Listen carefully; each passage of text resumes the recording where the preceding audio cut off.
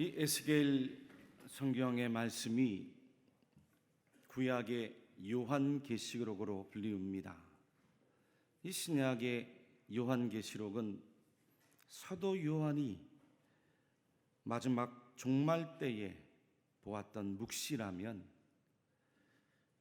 에스겔 선지자도 예수 그리스도의 초림과 또 재림으로 이루어지는 종말과 또 더불어 이 땅 가운데 펼쳐질 완전히 새로운 방식의 하나님의 나라, 도성, 새 하늘, 새 땅의 놀라운 묵시를 환상으로 본 거죠.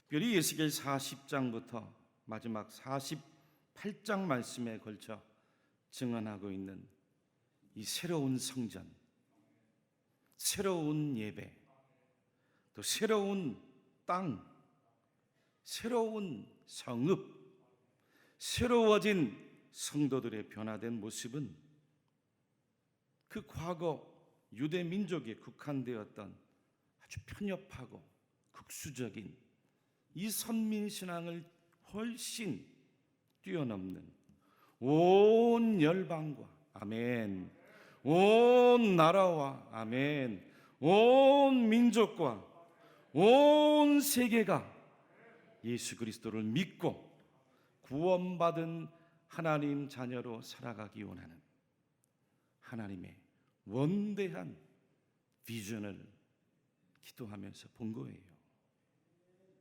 얼마나 놀라운 말씀인지 모릅니다. 예수님께서도 요한복음 2장 19절에서 이 성전을 헐라 내가 사흘 동안에 일으키리라 라고 하는 당시 유대인들이 듣기에 도저히 받아들일 수 없는 엄청난 충격적인 선언을 말씀하신 적이 있습니다. 여러분, 예루살렘 성전을 허문다는 것, 유대인들에게는 용서할 수 없는 신성모독이죠. 그런데 그 성전을 다시 3일 만에 일으킨다. 어떻게 믿을 수 있겠어요? 거짓말처럼 들리는 거죠. 허무맹랑한 이야기로 들리는 거예요. 그런데 나중에 예수님이 죽음에서 3일 만에 부활하시고 제자들은 비로소 깨달아 알았어요. 예수님이 바로 살아계신 하나님의 성전입니다. 믿습니까? 구약시대 제사드리던 예루살렘 성전의 기능은 예수님이 오신 이후로 완전히 허물어진 겁니다. 완전히 폐하여진 거예요. 예수님이 친히 어린 양이 되셔서 인간의 그 모든 죄를 대신해 영원토록 속죄하는 제물이 되어 주셨습니다. 이제부터는 예수님을 믿고 마음속에 예수님을 영접해서 모셔드리고 살아가면 누구든지 하나님께로 나아갈 수 있는 길이 열린 겁니다. 예수님과 함께 살아가는 곳 그 어디든지 그곳이 바로 하나님을 만나는 거룩한 성전이 되었음을 믿으시기 바랍니다. 구약의 유대 예루살렘 성전, 신약의 예수님을 믿는 성도들인 우리 교회로 확장이 된, 할렐루야, 할렐루야. 에스겔 47장에도 아주 유명한 성전에 흘러나오는 물이 증언됐죠. 그런데 여러분, 그 말씀에 보면 처음에 그 새로운 성전의 문지방 밑에서 아주 작게 스며 나오는 물이 처음에는 발목에서 시작해서 무릎으로, 그리고는 허리에, 나중에는 사람들이 헤엄칠 수 없는 큰 강을 이루었습니다. 더 나중에는 큰 바다, 대양을 이루었어요. 그 성전에서 스며 흘러나온 작은 물이 큰 바다를 이루어 그 바다가 닿는 곳마다 나무들이 열매를 맺어요. 바다의 물고기들은 물론이고 그 성전에 물이 닿는 곳마다 육중의 모든 생명들도 되살아났습니다. 나무의 과실들이 시들지 않았습니다. 잎사귀들은 놀랍게도 사람을 치료하는 약 재료로 사용되었어요. 엊그제입니다. 우리 교회가 돕는 저 앞에 있는 읍내동 정보통신학교에 어느 학생으로부터 편지를 받았습니다. 이 학교에서 잘 적응하지 못하고 일탈을 해서 보호 관찰을 받아야 되는 소년원입니다. 우리 교회가 매해 그곳에 청소년들에게 간식을 가져다 주고 예수 그리스도의 사랑을 실천하며 전하고 있었는데, 그곳에서 봉사하는 권사님에게 어느 학생이 편지를 보내온 거예요. 편지의 내용을 잠깐 소개하려고 합니다. 안녕하세요. 저는 이곳에서 생활 중에 있는 암흑의 학생이라고 합니다. 항상 잊지 않고 저희에게 후원해 주시는 분들께 감사해서 그 감사한 마음을 담아 편지를 쓰게 되었습니다. 한때 노는 게 좋아서 방황만 했던 소년원생들인데도 나쁜 편견 없이 바라봐 주셔서 감사하고 항상 응원해 주시고 맛있는 음식들을 먹을 수 있게 해주셔서 감사합니다. 옆에서 웃으며 응원해 주시는 대구 칠곡교회 후원자님들이 있기에 저희도 힘내 생활하고 꿈과 희망을 가질 수 있는 것 같습니다.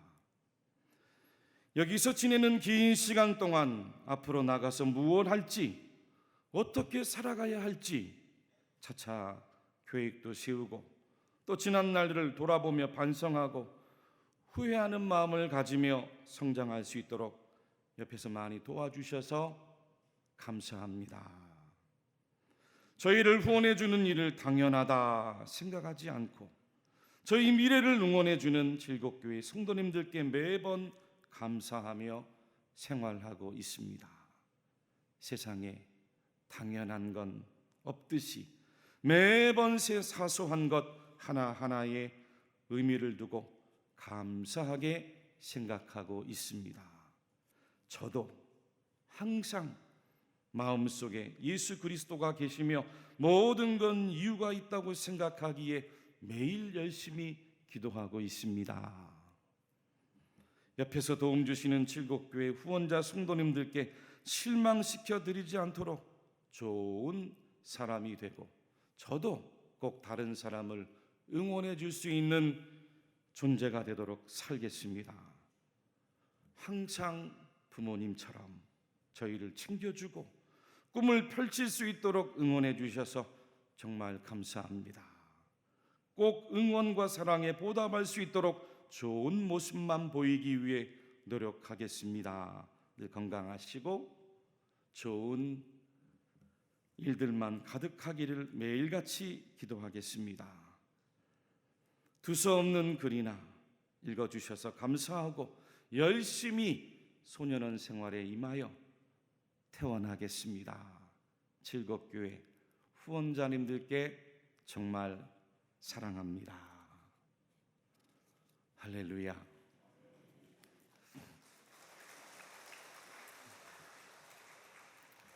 참 글을 잘 쓴 것 같아요. 문장력도 좋고.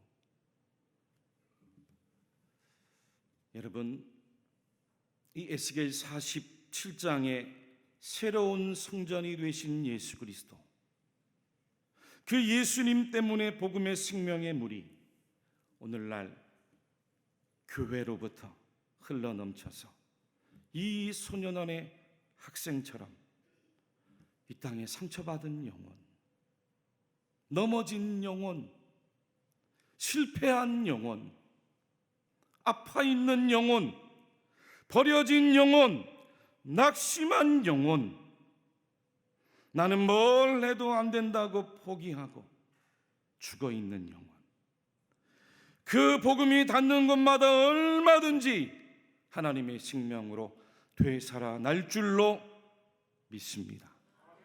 그 성전의 물, 오늘날 교회의 복음의 생수가 되어서 하나님의 생명으로 닿는 곳마다 다 소생하고 다 살아날 것을 에스겔 선지가 그 구약의 시대에 미리 기도하며 본 거죠. 며칠 전에도 안타까운 뉴스가 있지 않습니까? 신림동에서 묻지마 칼부림 사건이 났는데 기사에 보니까 그 사람도 과거가 소년원 출신이래요. 뭘 해도 안 된다는 거예요. 얼마나 자기 인생이 불행하고 비참하다고 생각했으면 같이 죽자는 거죠. 나만 불행하면 되겠냐는 거예요. 그에게도 복음의 생명수가 닿았으면 하나님이 신앙하는 믿음의 사람이 되었을 텐데 얼마나 안타까운지 몰라요. 오늘 함께 읽은 본문 48장도 에스겔 말씀 가운데 최고의 하이라이트의 장면이, 하나님은 에스겔 선지에게 이스라엘 12지파에게 새롭게 분배하실 땅을 보여주었어요. 이 새로운 땅도 과거 구약 성경에 국한된 이스라엘 땅만이 아니에요. 여러분, 12지파도 유대 민족의 지파만이 아니에요. 예수님만에서 믿음으로 살아가는 오늘날 모든 민족, 아멘, 모든 나라, 모든 열방, 모든 인종에게 속해 있는 성도들을 가리킵니다. 그 새로운 땅 한가운데 또한 새로운 성읍이 지어질 텐데 그 성읍에는 동서남북으로 각각 3개씩 이스라엘 12지파의 이름을 딴 12개의 문이 세워지고 있는 것을 보았어요. 이 상식적으로 생각해 보면 여러분, 성읍에 문을 많이 두어서는 안 됩니다. 지금이야 과학기술이 발달이 되어서 각종 신식 무기들이 얼마나 많이 개발됐습니까? 전쟁을 치르는데 전투기가 투입이 되고 땅에는 전차와 같은 탱크들이 밀고 들어가고 그것도 모자라서 바다에는 잠수함이 있고 별의별 미사일들을 막 쏘아댑니다. 과거의 성벽이나 성문이 별 의미가 없습니다만 옛날에는 성벽이나 성문을 만들고 그 안에 들어가서 쳐들어오는 적들을 맞아 싸울 준비를 해야 되잖아요. 그러려면 성문이 동서남북으로 12개씩이나 많이 있어서는 안 되죠. 그것도 오늘 성경에 보면 성읍의 동서남북 각각의 너비가 4,500척이라고 그랬어요.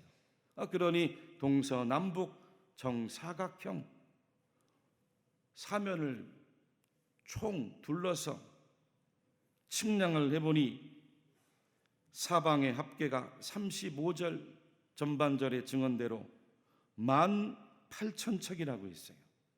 18,000척. 지금의 계산으로 환산하면 각각 2.4km, 성읍의 둘레가 총 9.6km에 이르는 큰 성읍이에요. 무슨 뜻입니까?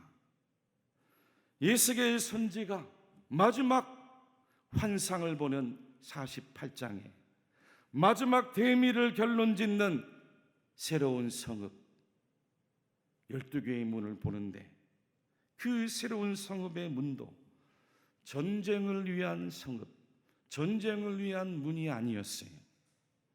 안에서 지키는 문이 아닙니다. 밖으로 열려있는 문이에요. 누구든지 들어오라는 문이에요.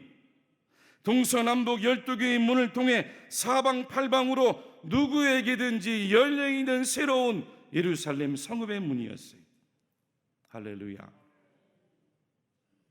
그렇다고 다 누구나 들어올 수 있는 것도 아니죠. 자격이 있는 자가 있었어요. 요건이 있는 자가 있었습니다. 그 요건과 그 자격이 무엇입니까? 요한계시록 21장에서 에스겔 선지가 본 성읍과 같은 새 예루살렘 성읍을 증언하는데 그 성읍에도 12문이 있었고 똑같이 12문에는 이스라엘 12지파의 이름이 명명되어 있습니다. 우리 한번 계시록 21장 10절에서 12절 말씀을 한 목소리로 같이 한번 읽어볼까요? 시작. 성령으로 나를 데리고 크고 높은 산으로 올라가 하나님께로부터 하늘에서 내려오는 거룩한 성 예루살렘을 보이니 하나님의 영광이 있어 그 성의 빛이 지극히 귀한 보석 같고 벽옥과 수정같이 맑더라. 크고 높은 성곽이 있고 12문이 있는데 문에 12천사가 있고 그 문들 위에 이름을 썼으니 이스라엘 자손 12지파의 이름들이라. 그리고 나서는 계시록 21장 27절에 뭐라고 했습니까? 다시 한번 같이 읽어볼까요? 시작. 무엇이든지 속된 것이나 가증한 일 또는 거짓말하는 자는 결코 그리로 들어가지 못하되 오직 어린 양의 생명책에 기록된 자들만 들어가리라. 아멘. 신약의 사도 요한도 구약의 에스겔 선지도 마지막 종말 때 이루어지는 그 하나님의 나라, 그 하나님의 도성 새 예루살렘 성읍에 들어가는 자격을 갖춘 자, 예수 그리스도의 피로 죄 씻음을 받은 자들이었어요. 하나님의 어린 양이 되셔서 우리에게 속죄의 은혜를 주신 예수님을 믿음으로 빛나고 깨끗한 세마포 옷을 입어 하나님 거룩한 생명책에 기록된 자들이었어요. 그러한 자들이 동서남북 사방팔방에서 새로운 하나님 나라에 들어와 믿음의 영적인 이스라엘 백성들로 거듭나고 하나님을 예배하며 아멘, 하나님의 믿는 구원의 자녀들로 아멘. 에스겔 선지가 기도하는 가운데 환상으로 다 본 겁니다. 그 놀랍고 영광스러운 성읍의 이름을 하나님이 친히 가르치시기를 35절 하반절에 그날 후로는 그 성읍의 이름을 여호와 삼마라 하리라. 여호와 삼마라 하리라. 삼마는 거기에 라는 히브리어 부사입니다. 샴이라는 히브리어 부사에서 유래했는데 풀이하자면 여호와 삼마, 여호와 하나님께서 거기에 계신다. 하나님은 여기에도 계시지만 거기에도 계시더라. 지금 나라가 망했습니다. 비록 바벨론 이방 땅에 포로로 끌려와서 그 발강가에서 중노동하고 있는 에스겔이었지만 기도하면서 그 하나님의 도성을 환상으로 보니 하나님은 과거 유대 민족에만 있는 것이 아니라 이곳 바벨론 이방 땅에도 거기 계시더라. 하나님은 유대 예루살렘 성전에만 계신 것이 아니라 바로 이곳에서 예수를 믿고 하나님을 신앙하는 모든 민족, 모든 나라, 모든 성도들에도 함께 거하고 계시더라. 눈이 열린 거죠. 사고가 바뀐 거예요. 세계관이 바뀐 거예요. 그렇습니다, 여러분. 우리 하나님은 지금 우리가 예배드리고 있는 이 대구 칠곡교회 성전 이 시간에만 거하시는 분이 아닙니다. 지금도 우리 하나님은 예수님을 믿고 기도하고 있는 소년원에도 우리 예수님은 계세요. 하나님은 그곳에도 계신 하나님이세요. 하나님은 평안하게 예배드리고 하나님 앞에 영광 돌리는 우리들 가운데도 거하지만 하나님은 또한 재난과 난리와 전쟁과 환난 중에 있는 모든 성도들 가운데도 거기에도 계시는 여호와 삼마의 하나님이신 줄로 믿으시기를 바랍니다. 여러분, 하나님은 우리나라 한국교회만 계신 게 아니에요. 북한에도 계십니다. 일본에도 계십니다. 저 중국에도 계세요.